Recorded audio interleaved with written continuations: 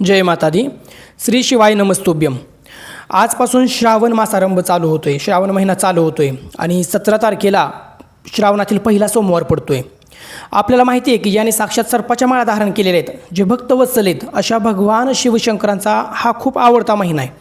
आणि ह्या श्रावण महिन्यामध्ये भगवान शिवांची जी काही तत्त्वं असतात ह्या ब्रह्मांडामध्ये खूप जागृत अवस्थेमध्ये विचरण करत असतात. आणि त्यामुळे हे श्रावण महिन्यामध्ये जो कोणी भगवान शिवशंकरांची उपासना, आराधना, सेवा, साधना वेगवेगळ्या माध्यमातून करतो त्याच्यावरती लवकरात लवकर भगवान शिवशंकराची कृपादृष्टी त्याला प्राप्त होत असते. मग त्यामध्येच एक साधना आहे, ती म्हणजे शिवलीलामृत ग्रंथाची साधना. ह्या शिवलीलामृत ग्रंथाची साधना कशी करायची, त्याचबरोबर त्याचे काही नियम आहेत, ते नियम कसे फॉलो करायचे आणि त्यामध्ये काय पथ्य पाळली गेली पाहिजेत, ह्या विषयी आपण आज ह्या व्हिडिओमध्ये बोलणार आहे. मुळामध्ये भगवान शिवशंकरांचा हा जो ग्रंथ आहे हा 15 अध्यायांचा हा ग्रंथ आहे आणि श्रावण महिन्यामध्ये ह्या ग्रंथाला विशेष महत्त्व आहे. आता ह्याची जी सुरुवात आहे ह्या साधनेची किंवा ह्या सेवेची, ही पहिल्या सोमवारपासून कधीच करणं हे खूप शुभ मानलं जातं. 17 तारखेला श्रावणातील पहिला सोमवार पडतो, ह्या दिवसापासून ही सेवा सुरू करायची. आता ही जी काही श्रावणातल्या ग्रंथाची, शिवलीलामृत ग्रंथाची सेवा ही वेगवेगळ्या पद्धतीने केली जाते. जसं की तुम्ही एकाच दिवसामध्ये हा संपूर्ण ग्रंथ संपवू शकता. एक दिवसीय साधना त्याला बोललं जातं. ही एक पद्धत झाली. दुसरी पद्धत आहे 7 दिवसांची सेवा. म्हणजे ह्या सोमवारपासून सुरू केल्यानंतर रविवारी त्या ग्रंथाचं पूर्ण अध्याय संपवायचे आणि उद्याच्या सोमवारपासून पुन्हा नव्याने ते अध्याय आपण चालू करणार, असं संपूर्ण श्रावणामध्ये केलं जातं. ही दुसरी पद्धत आहे. आणि त्याचबरोबर तिसरी पद्धत अशी आहे की आपल्याला माहिती आहे की 15 अध्यायाचे वेगवेगळे फळ आहेत. प्रत्येक अध्यायाचं एक वेगळं फळ आहे. तर एक पाठीय साधना त्याला बोललं जातं की संपूर्ण श्रावण महिन्यामध्ये एकच पाठ, त्याचे तुम्ही जास्तीत जास्त रिपिटेशन्स करायचे, त्याचे जास्तीत जास्त तुम्ही पाठ करायचे. ही झाली तिसरी पद्धत. अशा पद्धतीने आपण श्रावणामध्ये शिवलीलामृत ग्रंथाची साधना करू शकतो. आता हे झालं पाठाचं, पण त्यासाठी अगोदर काही नियम माहीत असणं गरजेचं आहे. पहिली गोष्ट म्हणजे साधकाने, म्हणजे जो कोणी हा पाठ करणार आहे त्याने हे नियम फॉलो केले पाहिजेत की जेणेकरून भगवान शिवांची जी काही अनुभूती आहे त्याला लवकरात लवकर प्राप्त होतील.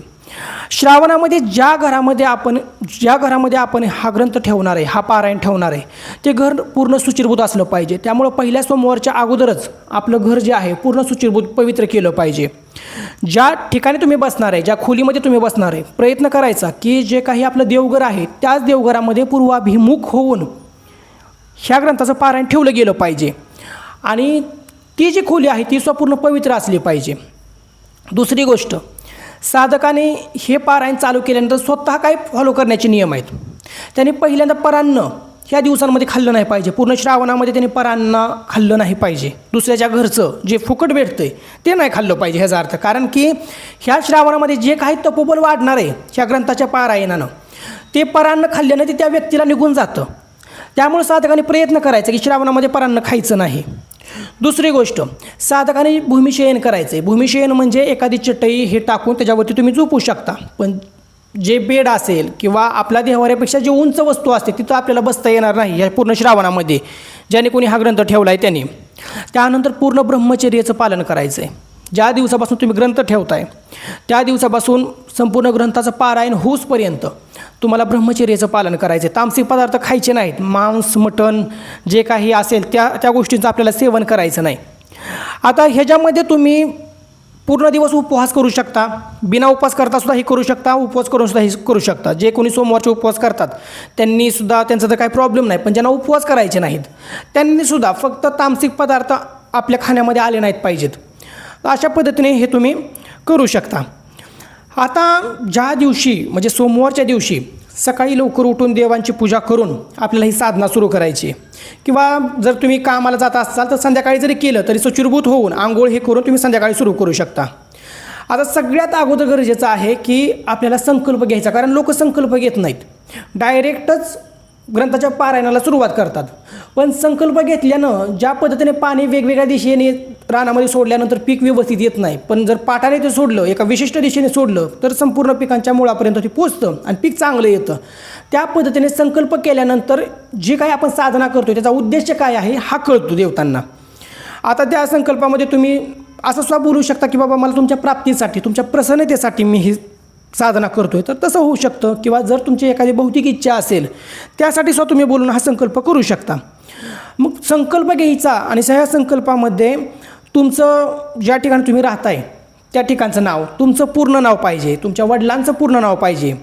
त्याचबरोबर ज्या दिवशीपासून म्हणजे 17 तारखेला तुम्ही सर्व सुरू करणार आहे तर ती तारीख, तो वार, ती तिथी ह्या संकल्पामध्ये सांगायची असते. आणि हे संकल्प सांगून की ह्या कारणासाठी मी ही तुमची 1 दिवसीय किंवा 7 दिवसीय किंवा एकपाठीय शिवलीलामृत ग्रंथाची सेवा सुरू करतोय असं सांगून हातामध्ये जे काही तुम्ही गंगाजल घेतलेलं आहे, अक्षता घेतलेलं आहे, संकल्प करताना हातामध्ये कधीसुद्धा पाणी, गंगाजल नसेल तर निदान पाणी, अखंड अक्षता, एक फूल ह्या गोष्टी बोलून तुम्ही ते भगवान शिवशंकरांच्या किंवा जिथं शिवपिंड असेल त्याच्या पायाजवळ किंवा त्याच्या पुढे तुम्हाला हे संकल्प सोडायचा आहे. संकल्प घेतल्यानं जे काही त्यांचे गण असतात भगवान शिवशंकरांचे ते लवकरात लवकर तुमच्याकडे अट्रॅक्ट होत असतात. कारण संकल्प ही खूप मोठी गोष्ट आहे आणि साधनेमध्ये हा संकल्प घेतला गेला पाहिजे. आता दुसरी गोष्ट, साधनेमध्ये तुम्हाला अखंड ज्योती चालू करायची. जर तुम्ही 1 दिवसीय साधना करणार असाल तर सकाळची लावायची ब्रह्ममुहूर्तावरती. ते पूर्ण दिवसभर शांत झाली नाही पाहिजे, ते दुसऱ्या दिवशी शांत झाली तरी चालेल. जर तुम्ही 7 दिवसीय करणार असेल तर 7 दिवसासाठी अखंड ज्योती लावायची. असा नियम नाही की अखंड ज्योती लावावीच म्हणून, पण कसं असतं ज्यावेळेस आपण ही साधना सुरू करतो त्यावेळेस अखंड ज्योतीला खूप महत्त्व आहे. कारण ह्या अखंड ज्योतीमुळे तुमच्या घरामध्ये पॉझिटिव्ह व्हायब्रेशन्स तयार होत असतात आणि त्या देवतेच्या जे काही तत्व आहे ती खूप लवकर आकृष्ट होत असतात. त्यामुळे ही अखंड ज्योती लावायची. अखंड ज्योती कधी स्वतः जमिनीवर ठेवायची नाही, त्याला खाली काहीतरी आधार द्यायचा आणि त्या आधारावरती ती अखंड ज्योती ठेवायची. अखंड ज्योती घरामध्ये चालू असताना घरामध्ये खूप गोष्टी फॉलो कराव्या लागतात. त्याच्यामध्येच हे सुचिरभूत राहणं, देवापाशी जाताना सुद्धा खूप सुचिरभूत होऊन जावं लागतं. कारण अखंड ज्योतीवरती साक्षात त्या देवतेचा वास राहायला लागतो. त्यामुळं हे अखंड ज्योती गरजेची आहे. आणि त्यानंतर तुम्हाला ही साधना सुरू करायची आहे. त्याच्यामध्ये तुम्हाला पंचोपचारे भगवान शिवांच्या अगोदर पूजा करायची. त्यांना बेल, फूल, पांढरी फुलं, बेल ह्या गोष्टी सगळ्या व्हायच्या आहेत. आणि त्यानंतर तुम्हाला ही साधना जी आहे ती ग्रंथपारायणाची ती तुम्हाला सुरू करायची आहे. आता पारायण कालामध्ये जो कोणी साधक असेल त्याने जास्त कोणाशी बोलायचं नाही, मोजकंच बोलायचं तेवढ्या दिवसांमध्ये. कोणाशी भांडणं करायची नाहीत, कुणाला अपवचन बोलायचं नाही. ह्या सगळ्या गोष्टींचा नियम फॉलो करायचे आहेत. पांढरी वस्त्र धारण करायची आहेत. हा ग्रंथ वाचत असताना पांढऱ्या वस्त्रामध्ये पवित्र वस्त्र असली पाहिजेत. त्याचबरोबर घरामध्ये विटाळाचं ह्या गोष्टी पाळल्या पाहिजेत. जर मासिक पाळीसारखे प्रॉब्लेम आले तर त्या व्यक्तीला थोडं लांब बसवलं पाहिजे, 4 दिवस ते पाळलं पाहिजे.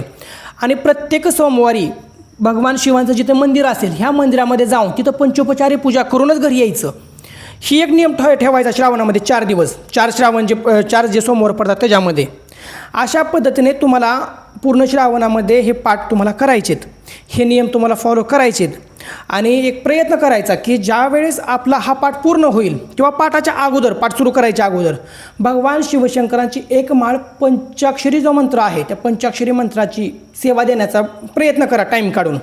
कारण श्रावण महिना हा वर्षातून एकदा येतो. भगवान शिवांच्या खूप जास्त अनुभूती ह्या श्रावण महिन्यामध्ये येऊ शकतात. पण जर ह्या नियमाने तुम्ही चालला तर ह्याला साधना म्हणतात.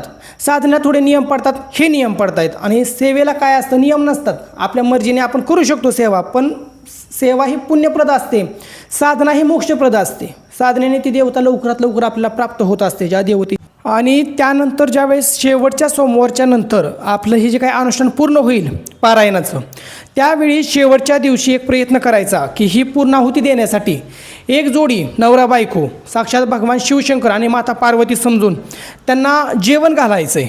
आणि पंचोपचारी शेवटच्या दिवशी आपल्याला भगवान शिवांची पूजा करायची आहे.